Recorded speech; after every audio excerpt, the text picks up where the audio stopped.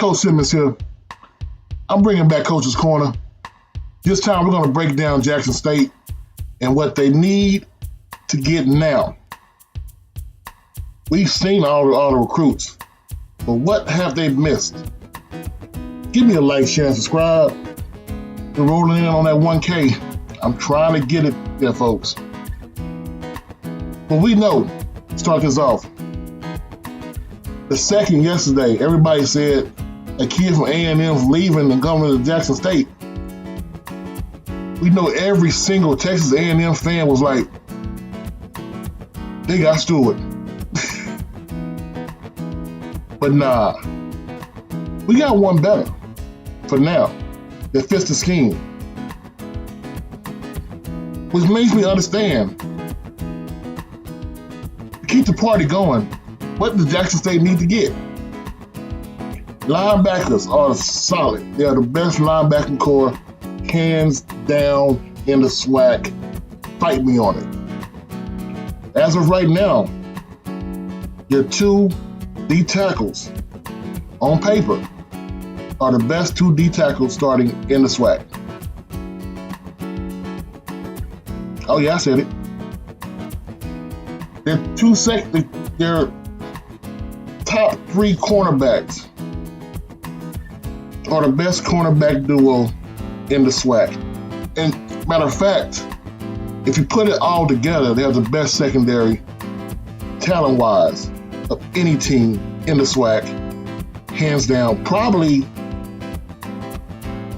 of most Power 5 schools, middle of the pack, lower middle of the pack, Power 5, your Kansas, your Vanderbilt, your even up to your TCUs, would love to have that secondary. But to keep the party going and keep the controversy going, the only spot on defense now is against Shamar Stewart.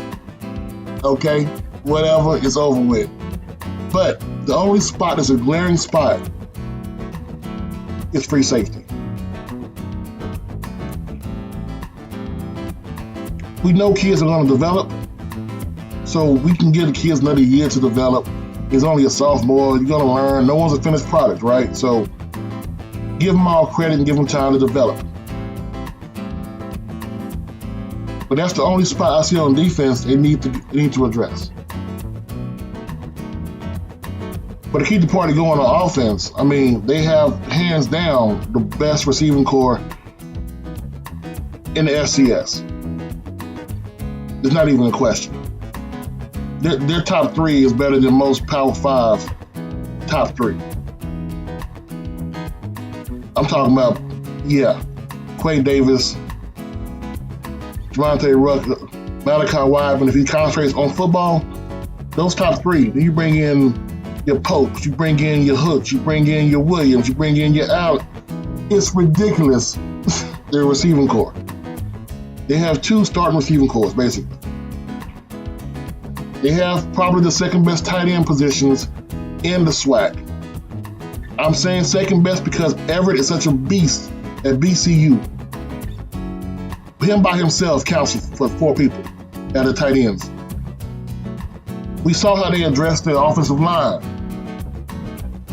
We saw it.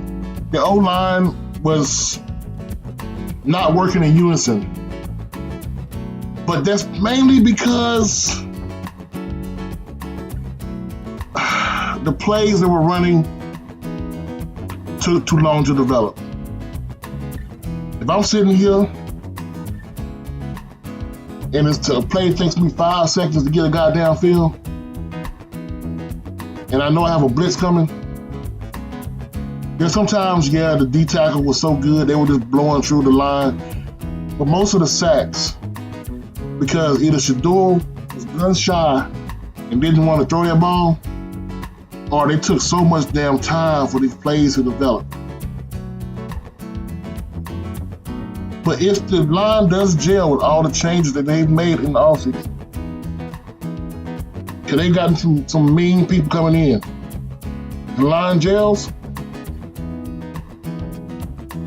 the second position they need help in may not be the problem. People think you gotta get a running back who's like a Derrick Henry, Adrian Peterson, or Najee Harris. So you gotta get that bell cow, that beast, that Walter Payton. You wanna kill him like O.J. Simpson. Strike that one. But in today's offenses, it's better to get a group of running backs like the Chiefs. Now wait. I'm not saying the Jackson State Tigers are going to be running the Kansas City Chiefs offense. I'm not saying Shedeur is Pat Mahomes, okay? So, Mr. Keyboard Warrior at the bottom, you know who you are. Press the backspace. What I'm saying is the running back by committee is what they need to have. If Tyson Alexander comes back, you're going to have a Tyson Alexander, J.D. Martin, and even a Sunday Marshall backfield. If you have any doubt at all, that's when you hit the transfer portal. But you cannot get a transfer portal kid who has 4 years of eligibility left over. JSU. There's a kid that just entered the portal for Arkansas named Traylon Smith. I need all JSU fans to go ahead and friend him. Let him know this is what they need to do. He is a carbon copy of Tyson Alexander.